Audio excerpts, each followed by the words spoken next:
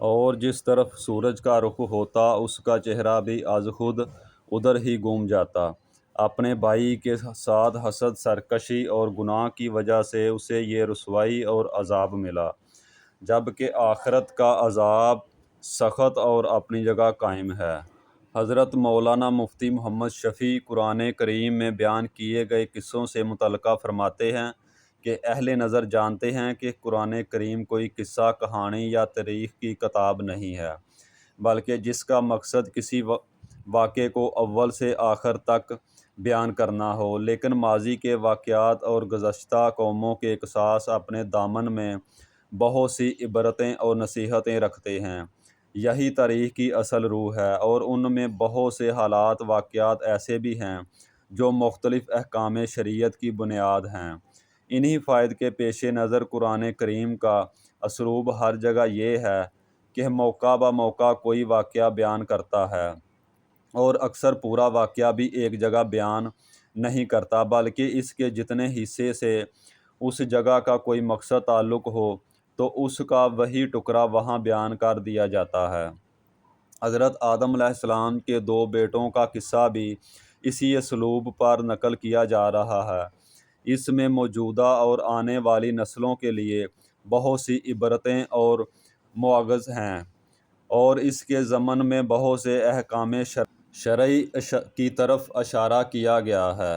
علامہ ابن کثیر، العیسوی اور قرطبی نے تفسیر میں لکھا ہے کہ حضرت حوا علیہ السلام کو ہر حول سے جڑواں بچے پیدا ہوتے، ایک بیٹا اور ایک بیٹی۔ یہ دونوں سگے بہن بھائی ہوتے تھے، جبکہ پہلے حمل سے پیدا ہونے والا بیٹا دوسرے حمل سے پیدا ہونے والی بیٹی سے شادی کر سکتا تھا۔ حضرت آدم علیہ السلام کی صلبی اولاد کے دوران ایک بطین کا دوسرے بطین سے نکاح جائز تھا۔ جب حضرت آدم و حوا علیہ السلام دنیا میں آئے اور تولید و تناسل کا سلسلہ شروع ہوا تو ہر ایک حمل سے ان کے 2 بچے پیدا ہوئے، ایک لڑکا اور دوسری لڑکی۔ اس وقت جب کہ آدم علیہ السلام کی اولاد میں سے سوائے بہن بھائیوں کے کوئی اور نہ تھا، اور بھائی بہن کا آپس میں نکاح نہیں ہو سکتا، تو اللہ تعالیٰ نے اس وقت کی ضرورت کے لحاظ سے شریعت آدم علیہ السلام میں یہ خصوصی حکم جاری فرمایا تھا کہ ایک حمل سے جو لڑکا اور لڑکی پیدا ہو وہ آپس میں حقیقی بہن بھائی سمجھے جائیں گے، اور ان کے درمیان نکاح حرام ہوگا، لیکن دوسرے حمل سے پیدا ہونے والے لڑکے کے لیے پہلے حمل سے پیدا ہونے والی لڑکی حقیقی بہن کے حکم میں نہیں ہوگی، بلکہ ان کے درمیان رشتہ جائز ہوگا۔ حضرت آدم علیہ السلام کی شریعت میں ضرورت تولید و تناسل کی وجہ سے یہ جائز تھا کہ اس کے علاوہ اور کوئی شکل نہ تھی۔ اس کو اللہ تعالیٰ نے اس وقت جائز فرمایا تھا چونکہ بعد میں اس کی ضرورت نہ رہی، اس لیے پھر حضرت آدم علیہ السلام کے بعد آنے والی ہر شریعت میں اس کو منع کر دیا گیا کہ کوئی بہن بھائی آپس میں شادی نہیں کر سکتا۔ قابیل کے ساتھ جو لڑکی پیدا ہوئی وہ بے انتہا خوبصورت تھی، بلکہ حابیل کے ساتھ جو لڑکی پیدا ہوئی وہ اتنی خوبصورت نہ تھی۔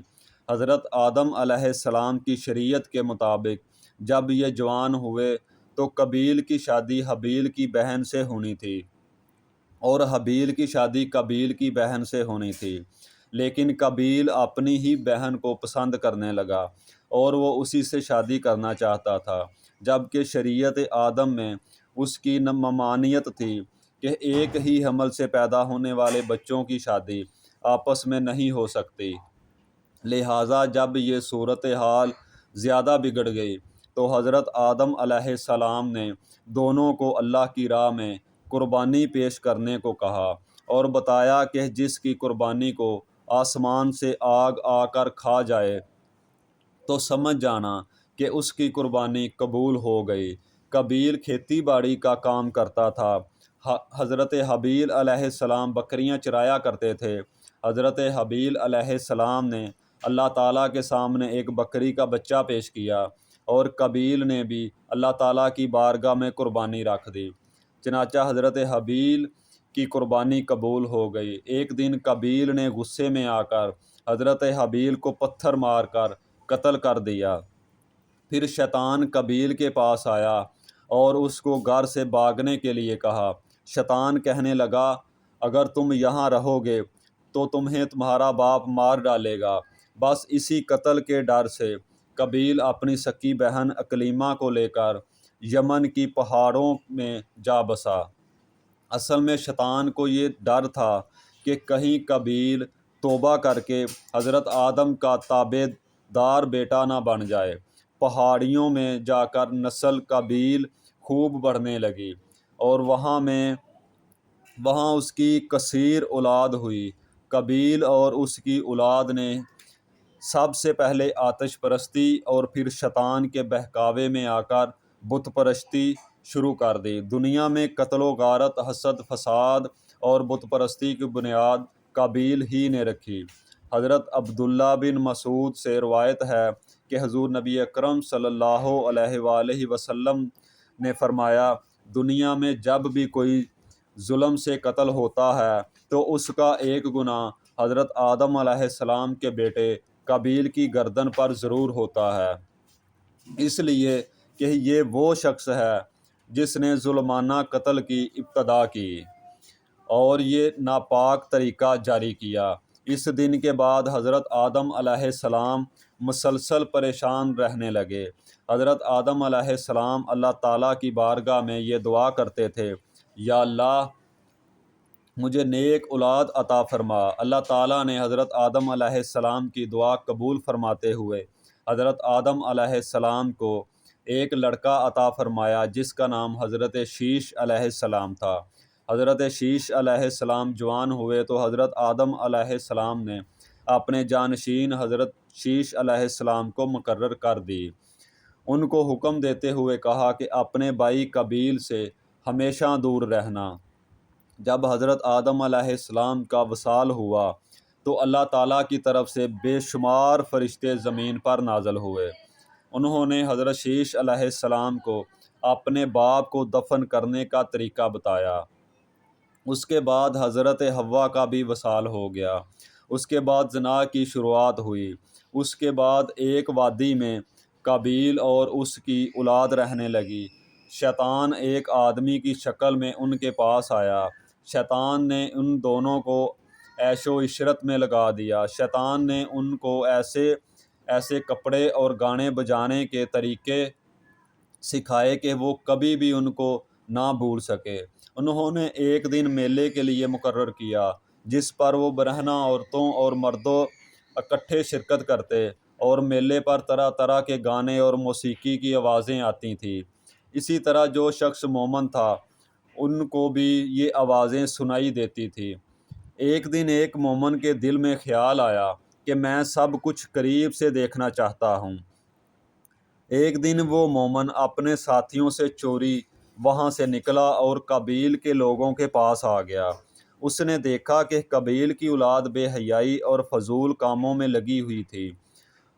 उस शख्स ने वहाँ जाकर देखा तो वो औरतें बहुत ही खूबसूरत और हसीन थीं। इस हवाले से रवायत में आता है कि हज़रत शीश अलैहिस्सलाम और उसके साथी बहुत ही हसीनो जमील नौजवान थे। उनकी निस्बत उनकी औरतें ज़्यादा प्यारी ना थीं।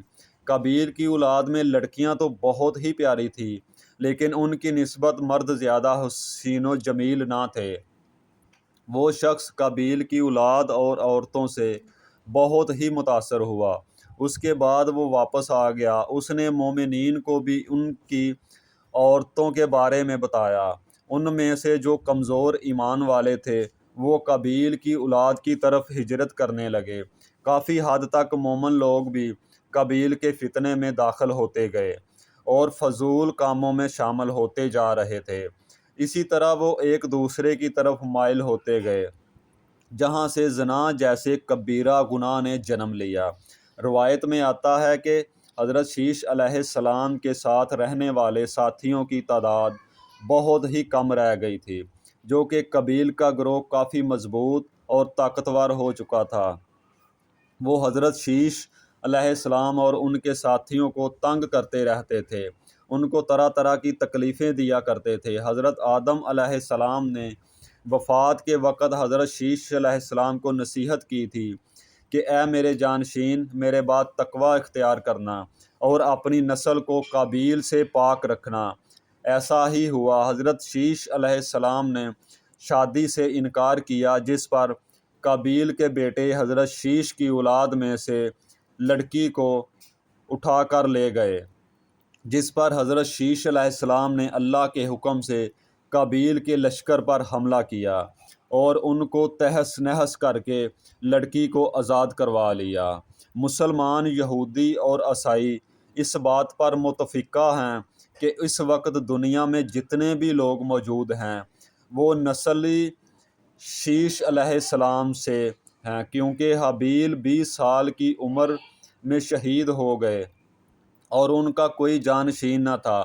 قابیل اور اس کی اولاد شیطان کی پیروکار بنی، جس کو طوفان نوح میں غرق کر دیا گیا تھا۔ اس لیے نسل انسانی صرف اور صرف حضرت آدم علیہ السلام کے تیسرے بیٹے حضرت شیش علیہ السلام سے ہے۔ اگر دیکھا جائے تو زنا اس وقت ہی شروع ہوا تھا جب قابیل اپنی بہن اکلیمہ کو لے کر وہاں سے بھاگ گیا تھا۔ اس نے اپنی بہن کے ساتھ ہی اپنی اولاد کو جنم دیا۔ اللہ تعالی ہمیں ہر گناہ سے محفوظ رکھے، ہمیں نیک اعمال کرنے کی توفیق عطا فرمائے اور ہمارا خاتمہ ایمان پر فرمائے۔ آمین ثم آمین۔ ناظرین، کمنٹ باکس میں اللہ تعالیٰ کے 99 ناموں میں سے ایک نام ضرور لکھیں۔ جزاک اللہ خیرہ۔